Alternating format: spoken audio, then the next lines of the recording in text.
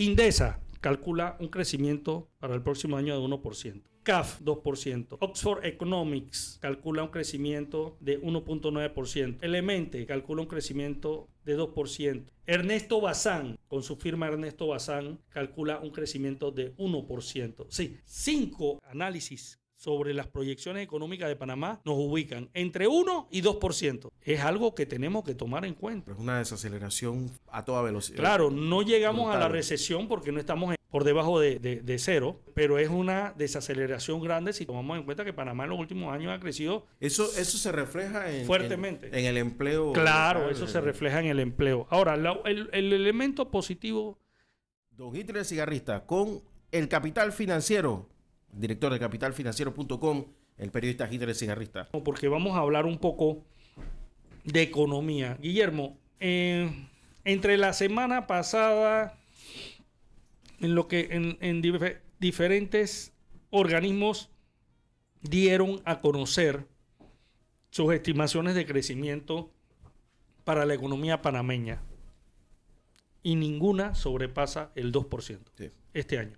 Fíjense. De hecho, no pasa ninguna el 1.5%. Yo les puedo comentar. ¿Para el 2024 o 2023? 2024. Yo les puedo comentar lo siguiente. Nosotros publicamos este fin de semana las estimaciones de CAF. CAF es el Banco de Desarrollo de América Latina, lo que se llamaba antes la Corporación Andina de Fomento. Pero ellos cambiaron su nombre a CAF, Banco de Desarrollo de América Latina. La estimación de crecimiento del CAF para Panamá este año es de 2%, tomando en cuenta todas las situaciones que enfrenta Panamá, incluyendo el cierre de la mina. Oxford Economics, una de las más prestigiosas instituciones de análisis económico y financiero a nivel mundial, dice que Panamá este año solo crecerá 1.9%. Y, por supuesto, allí están varios factores para ellos, como el tema del endeudamiento, el déficit fiscal, el cierre de la mina, que pesan sobre la economía panameña. Y el último informe que publicamos fue el de Elemente. Elemente es una empresa local, una empresa de asesoría financiera liderada por Domingo Latorraca, que fue viceministro de Estado aquí en Panamá hace muchos años, más de 25, pero que también dirigió durante muchos años a una de las grandes firmas de consultoría, que es Deloitte, ¿no? Entonces, Domingo Latorraca y Elemente hacen un análisis de la coyuntura panameña y establecen que primero, mira, lo primero que voy a decir es importante, oyentes, que el crecimiento de Panamá en el 2023, es decir, el año que acaba de terminar, será de 5%. ¿Y qué llama la atención del estudio? Dice, ok, el crecimiento rondaba el 9%, pero debido al impacto de los cierres de calle y las protestas que se dieron contra el sector minero y del propio cierre de la mina, el crecimiento no superará el 5% en 2023. Y para 2024 establece una proyección de crecimiento de 2%. Importante. Elemente nos da algunos datos económicos importantes. Guillermo, yo la semana pasada hablaba de que Panamá debía $42,000 en deuda pública. No. La cifra al cierre del año, de acuerdo con Elemente, es de $47,025 millones. Señores, eso es lo que debemos. $47,025 millones. De esos, $40,000 millones corresponden a deuda externa. Déjame ir a la pausa porque quiero ser académico un poco en esto para que le expliquemos a la gente claro qué es esto de la deuda externa y por qué es bueno y por qué es malo. Claro. Porque se puede percibir como que estamos tratando de entregar notas negativas. No. Y me gustaría que la gente entienda por dónde van los tiros. Así que vamos a la pausa, don Diego, y regresamos de inmediato con Hitler Cigarrista aquí en la mañana Ancon, elcapitalfinanciero.com. Vamos a la pausa. Seguimos con el periodista Hitler Cigarrista y el Capital Financiero de elcapitalfinanciero.com. Mira, Guillermo, para que los oyentes tengan claro qué significa deuda pública y deuda externa. Importante, la deuda pública es toda la deuda del gobierno que se contrae en diferentes mercados financieros. En los mercados internacionales se pueden emitir bonos. Fundamentalmente, Panamá se financia fundamentalmente con bonos que se emiten en Nueva York. Se han emitido bonos en yens, en Japón, se han emitido bonos en otras denominaciones, pero fundamentalmente Panamá emite bonos en la bolsa de Nueva York. Esa es nuestra principal forma de Sí. endeudarnos. Hay otro tipo de endeudamiento que es el de préstamos de fomento. ¿Qué pasa con los préstamos de fomento? El Banco Interamericano de Desarrollo, la CAF, el Banco Centroamericano de Integración Económica. Nosotros no tenemos tanto del Fondo Monetario. No, todos esos organismos te pueden brindar préstamos para ciertos proyectos que son de inversión, tanto al Estado como a empresas privadas, pero el Estado panameño normalmente contrae ese tipo de deuda para realizar proyectos. Por ejemplo, te voy a dar un ejemplo. El famoso corredor de las playas, ese viaducto que se está construyendo a la salida de Chorrera hacia el interior, se está financiando con dinero del Banco Interamericano de Integración Económica, Banco Centroamericano de Integración Económica, el BICE. De hecho, ese proyecto es un proyecto muy importante para el banco porque es el primero que se estructura sobre la base de pagos por adelanto. O sea, ¿qué pasa? Normalmente, ¿qué hacía el Estado panameño? Contrataba y pagaba, sí, por adelanto de obra o al final de la obra, pero con dineros propios. Eso podría dificultarse en un momento determinado si no tenía la plata y entonces, ¿qué resultaba? La obra se paraba. ¿Cuántas obras vimos paradas? Porque el Estado no le ha pagado a los contratistas montones. Bueno, ahí está el mismo Hospital del Niño. ¿Qué se hizo con ese contrato? Con ese contrato lo que se hizo es que el BCIE le paga directamente al contratista en la medida en que va avanzando, en que cumple determinadas metas de construcción del proyecto. Así, el Estado no interviene directamente, interviene el banco que está dando el financiamiento por X cantidad de millones de dólares. Bien, otra fuente de financiamiento es el mercado interno de valores. Allí el Estado puede emitir bonos o letras del Tesoro, incluso notas del Tesoro. Todo eso son instrumentos financieros en los que el Estado pide prestado un dinero y se compromete a pagar un interés en determinado tiempo. Eso es lo que caracteriza al bono o a la letra del Tesoro, a las notas. En el caso de Panamá, lo que nos dice el ente es que nosotros debemos 40.000 millones de dólares al mercado global en bonos a nivel internacional y debemos 7.000 millones de dólares a nivel local. Bien, yo lo que no tengo claro, porque no lo pude hablar con Domingo, porque esto se presentó precisamente en el evento donde Magdiel Torres ganó el premio Palma de Oro del Sindicato de Industriales. Lo que no pude hablar con Domingo Latorraca, si eso incluye la deuda flotante, que es otra deuda que tiene el gobierno, que la Cámara de Comercio estima en 1.700 millones que le deben a los proveedores del Estado, a todos. Cuando hablamos de proveedores del Estado, el estudio que está haciendo la Cámara de Comercio sobre cuánto se les debe incluye a la gente que le deben, por ejemplo, que acogió el Vale Digital, a las empresas constructoras que no le han pagado, a los bancos que le deben interés preferencial, a los bancos que le deben los $10.000 del Fondo Solidario de Vivienda. Sí, hay un montón de deudas que tiene el gobierno con el sector privado panameño que se estima en 1.700 millones. Eso no sé si está contabilizado aquí. Y lo que sí estoy seguro que no está contabilizado aquí son los más de 1.300 millones que le debe el Estado panameño a el Fondo de Ahorros de Panamá. Entonces, Imagínate que debemos 47 mil millones de dólares en términos globales, es la deuda pública, y a eso tienes que agregarle otros, porque si tú sumas 1.700 millones y 1.300 millones, son 3.000 millones. 3.000 millones más esos 3.000 millones lo va a tener que manejar el próximo gobierno. Porque si quiere terminar las obras, tiene que pagar. Qué espantoso.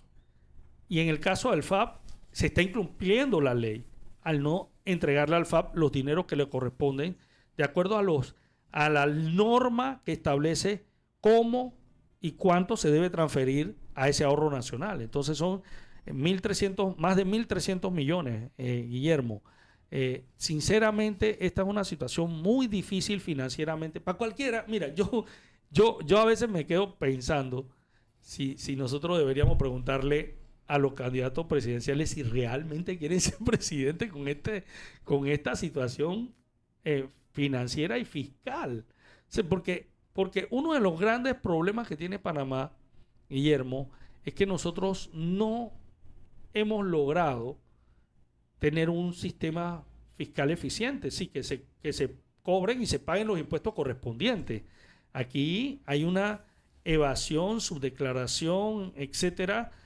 Hay un contrabando rampante en el tema de cigarrillos. Y hay muchas denuncias, Hitler, de gente que me dice, hey, a mí se me acerca fulanito y me dice, no, yo te ayudo para que te salga más rápido el pago de tu cosa. No, de todo. Entonces, claro, eso tú no lo puedes ya denunciar a ningún ministerio público porque nadie te da factura por eso. Sí. Entonces, el no pago al proveedor en el tiempo estipulado o en un tiempo que no te quiebre, permite la corrupción y la exacerba. Facilita, le da un impulso a la corrupción porque la persona simplemente no tiene en defensa una extorsión y este gobierno entró señalando al gobierno anterior, acusándolo de no pagar las deudas, prometiendo pagarlas desde el principio, lo que él comenzó a hacer, y ahora va a entregar más deuda de la que le entregó el gobierno pasado. Más deuda al pública, y las excusas van a ser la pandemia y la tormenta perfecta. Y no hay excusa. Mira, se estima que en estos 5 años se incrementó la planilla estatal en 24,000 personas. Y no precisamente donde se necesitan. No estamos hablando de salud y educación. 24,000 adicional a los 35,000 que el propio PRD había denunciado el gobierno anterior. Y va a quedar más o menos igual. O sea que en los últimos 10 años le has metido a la planilla estatal 70,000 personas adicionales a las que ya había. 70,000, Hitler. Sí. Entonces es una situación muy, muy extrema la que estamos viviendo en ese aspecto. Pero mira, seamos sinceros. Indesa calcula un crecimiento para el próximo año de 1%. CAF, 2%. Oxford Economics calcula un crecimiento de 1.9%. Elemente calcula un crecimiento de 2%. Ernesto Bazán, con su firma Ernesto Bazán, calcula un crecimiento de 1%. Sí, 5 análisis sobre las proyecciones económicas de Panamá nos ubican entre 1 y 2%. Es algo que tenemos que tomar en cuenta.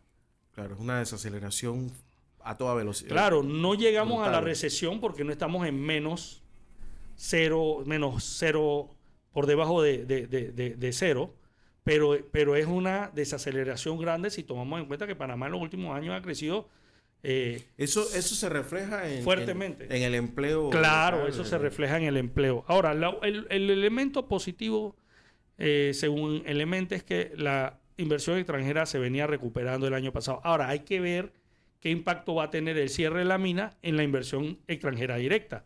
Porque si tú eres capaz de darle una patada y sacar del país al principal inversor privado. Pero yo creo, Hitler, que eso también va a depender mucho. O sea, en lo que queda de gobierno, aquí no va a entrar nadie. Nadie.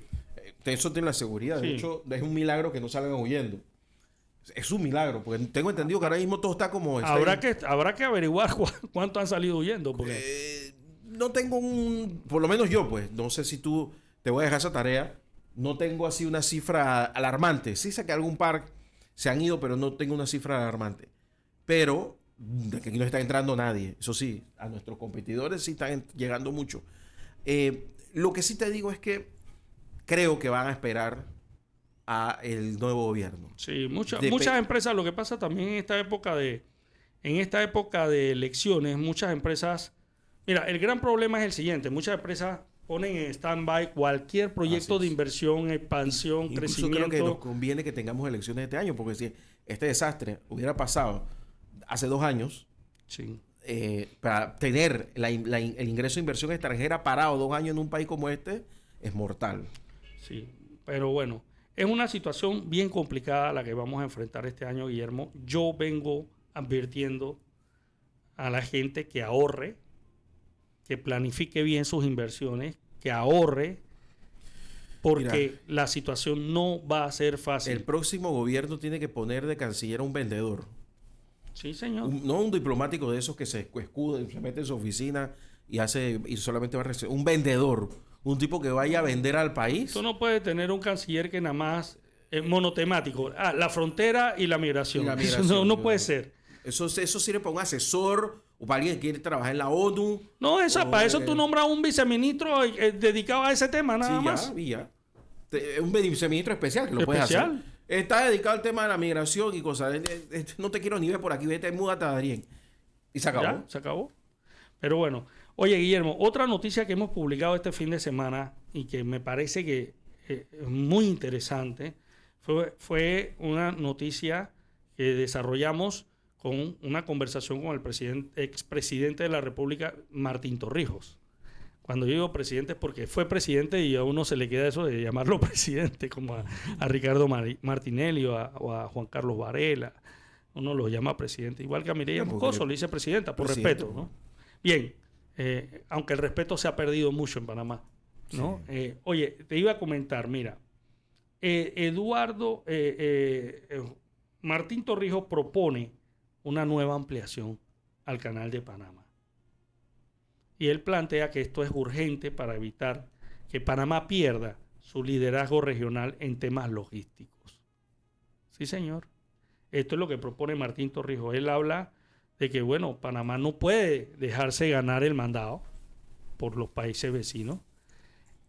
Hizo una ponderación muy interesante en el tema de México, por ejemplo, porque la pregunta surgió porque la semana pasada Honduras anunció que iba a construir un ferrocarril transísmico para competir con el canal de Panamá. Ya Honduras construyó un canal seco de una calle. Nadie la usa, pero que no la usan ni... Lo que pasa, lógicamente, mira, Guillermo, esto también tiene que ver con otros factores. O sea, porque tú puedes construir un canal seco, puedes construir un ferrocarril, pero si tu país está copado por inseguridad, por maras, nadie va a arriesgarse a que la mara le... ¿Cuál es la ventaja competitiva? Sí, no. Entonces, lo que es desmontar una logística. Sí, y sobre todo de tipo naviero, de comercio. No tiene ningún sentido. No. A ver, el Golfo de Tehuantepec tiene sentido, pero no para reemplazar el canal de Panamá, sino precisamente para el comercio interno dentro de Estados Unidos, que es una desventaja que tiene México con respecto a Estados Unidos, que sí tiene un canal seco interno. Claro. Tú llegas a Savannah, dejas cargas ahí y distribuyes por todo lo alrededor del Mississippi. Eso tiene sentido. Pero al final, cuando tú vienes de China y vas a Brasil, ¿para dónde tú crees que vas a cómo manejas esa carga? Sí, la tienes que pasar por acá. ¿Para qué la voy a pasar por Honduras? Pero ojo, que todo el mundo está buscando cómo restarle negocio al canal. Y yo te lo digo, en Perú hubo mucha discusión por una carretera que venía del Amazonas hacia el puerto, el principal puerto de Perú, y era una apuesta de Brasil para no tener que usar el canal de Panamá. Hay una carretera que va de Sao Paulo a Lima. Sí. De hecho, hay una ruta de bus. Sí, señor. Eso lo han hecho. Son pero también días.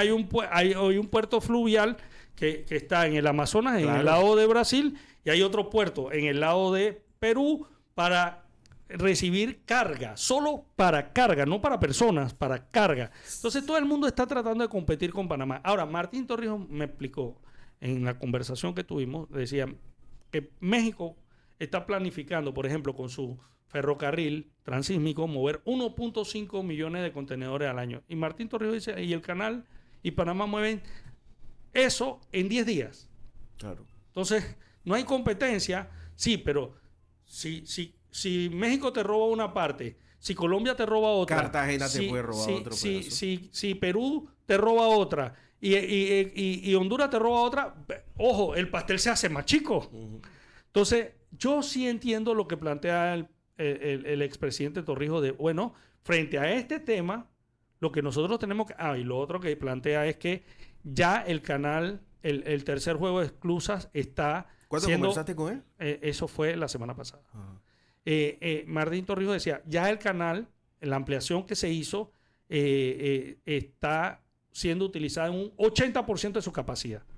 O sea, y lo que él plantea, no podemos esperar a que se llegue al 100% de la capacidad de la nueva esclusa para pensar qué vamos a hacer. Porque además, tengo una noticia, señores oyentes, los barcos que cruzan el tercer juego de esclusas no son los más grandes del mundo. No son los más grandes del mundo. Ya esos barcos pueden mover 14,000, 15,000 contenedores, pero hay barcos que mueven 20,000 y 22,000 contenedores y son mucho más grandes.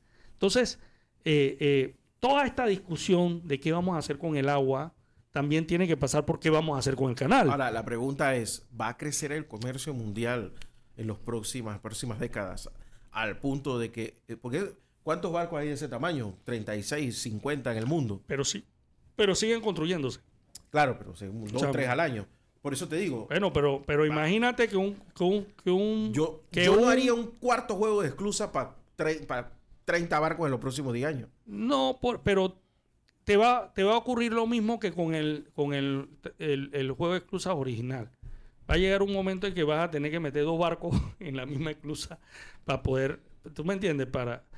Porque sí, o sea, de repente la demanda no es tan grande, claro, pero tú puedes usar ese nuevo juego de esclusas para mover varios barcos al mismo tiempo. Donde yo sí creo que nosotros tenemos que comenzar a focalizar es lo que te ha traído el tema, la logística portuaria.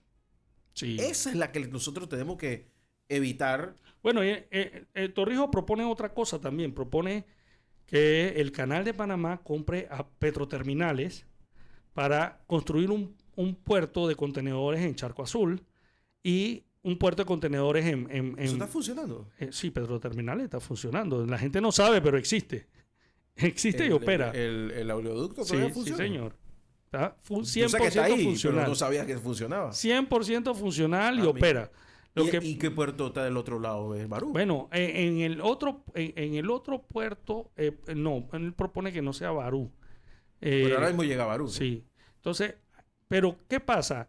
Y eso es una lógica. Mira, Guillermo, nosotros tenemos que construir no uno, varios canales secos que permitan que la carga pase del Pacífico al Atlántico y viceversa. En el caso de Bocas del Toro y Chiriquí, nosotros tenemos que conectarlo con una verdadera autopista.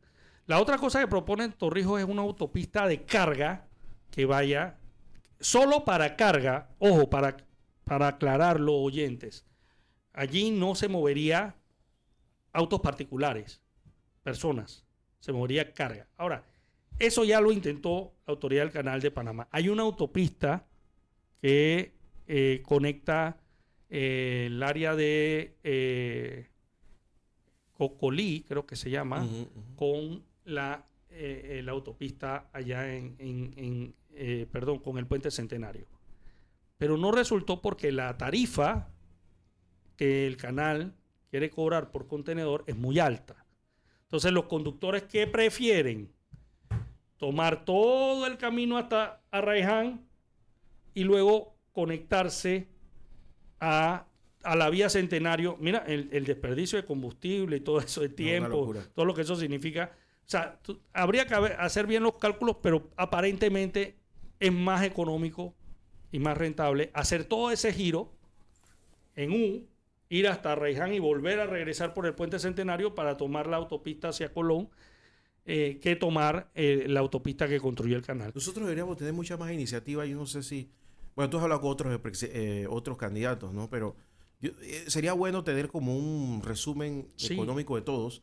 Porque, mira, el gran problema, Guillermo, es que no tenemos las propuestas de gobierno. No, ni te las van a dar porque no les interesa. Ahorita mismo no hay ninguna. No les interesa. En otras campañas a esta altura ya en Capital Financiero habíamos empezado a auscultar las propuestas en sector por sector. ¿Qué propone este en turismo? ¿Qué propone aquel en turismo? ¿Qué propone este en logística?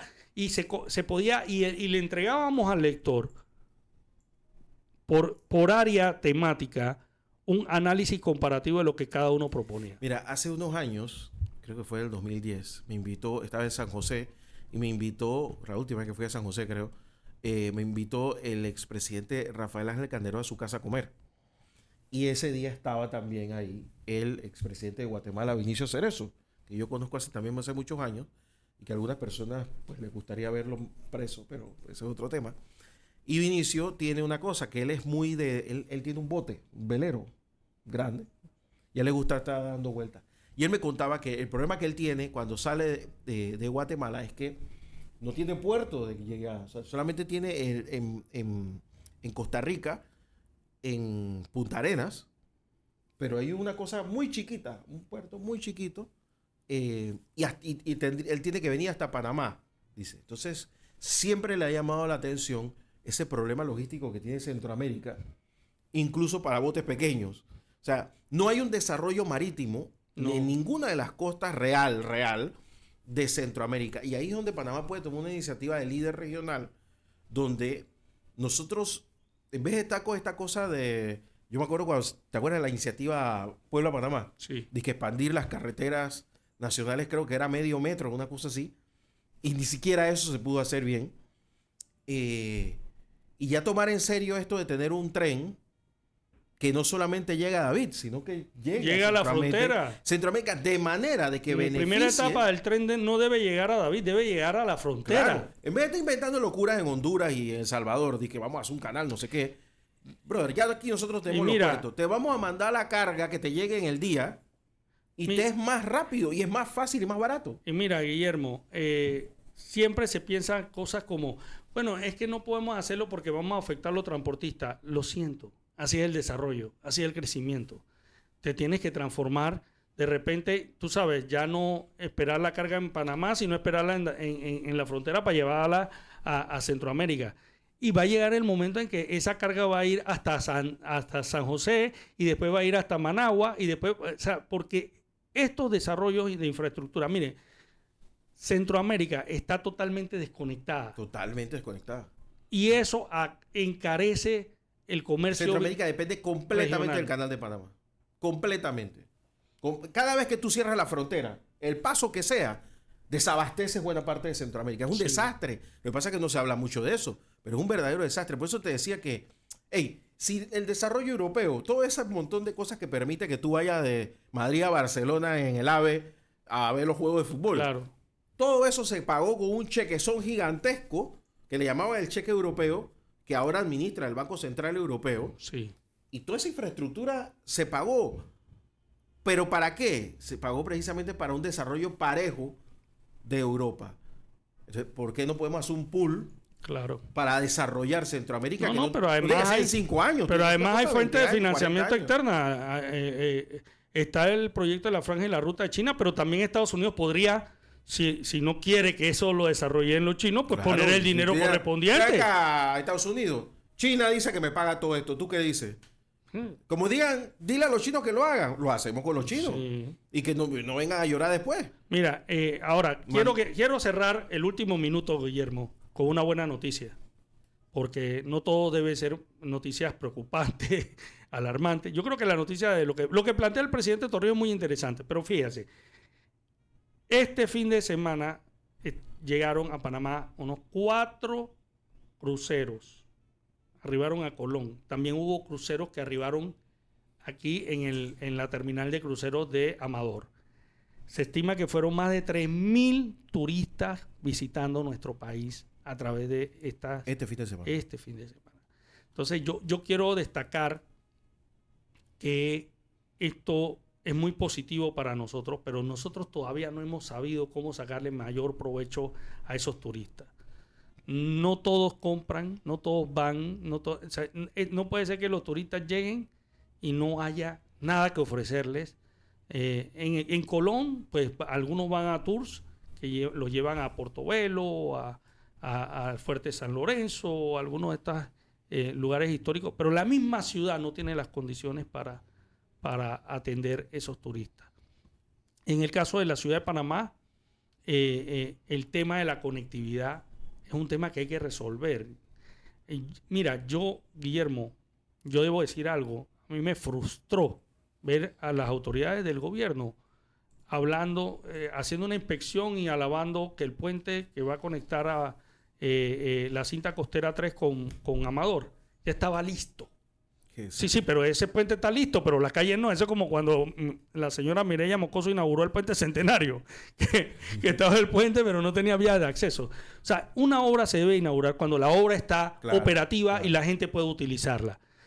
Porque lo demás es un simple engaño para ti, no para los demás. Porque el panameño sabe que no puede subir por ese puente y llegar a Amador. El viernes pasé por ese puente, pero viniendo del puente de las Américas hacia la cinta costera. Creo que fui el primero. Porque yo pasé solo. Me llamó la atención que no había ni un carro delante de mí y ninguno detrás. No sé si acababan de quitar los conos. Porque eso no está bien habilitado. Tú pudiste sufrir un accidente y no saberlo. Y yo sí veía que la gente me miraba, ¿no? Claro, como loco. Este tipo, ¿por qué se subió esa obra si no está terminada? Pero ya había quitado los conos, ¿me entiendes? Oye, Guillermo, pero te digo... de inaugurarlo sin tenerlo listo. Te digo una cosa. Allá en Amador... ese es uno de los grandes problemas, porque tú vas a Amador y sí, se amplió la calzada para tener 2 carriles de ida y 2 carriles de vuelta. Hay estacionamientos que no tenga el acceso correcto, que son insuficientes, pero mientras el acceso correcto, y te voy a decir una cosa, Amador debería ser uno de los principales atractivos turísticos de esta ciudad. Es la conexión con Taboga. Y de nosotros pero es hermoso, o sea, con Veracruz. Tú sabes, yo llevé a mi hija... Para ir a Veracruz, yo no debería usar el puente de las Américas. No. Yo debería poder usar un ferry. También. Para pasear, para conocer. Aquí nos hacen falta muchas cosas que tenemos que desarrollar. Quería hacer una playa frente a... brother, ponle la plata a Veracruz y se acabó. ¿Tú te imaginas esos turistas que tú los montas en un ferry y los llevas a Taboga? Que es una playa hermosa. Taboga es una playa hermosa. Un día te quedas 2 días en Taboga y te vas a la Veracruz. Tantas cosas que se pueden hacer. Mira este día. Vas a Veracruz a comer pescado frito. Mira el día. O sea, para que tú estés con un... ¿Sabes cuánta gente está de vacaciones hoy? No, yo no. La gente que está con su familia porque pidió el mes, porque quiere estar con sus hijos, en vez de estar en la casa encerrados ahora mismo, o con la piscina marginal, ¿era marginal que decía? Sí. Con la piscina marginal, podrían estar ahora mismo en Taboga muertos de la risa, aprovechando este excelente día, pero bueno, es lo que hay. Oye, nos vamos, Hitler. Te agradezco mucho. Un abrazo, Guillermo. A ti y a todos los oyentes de Radio Ancón.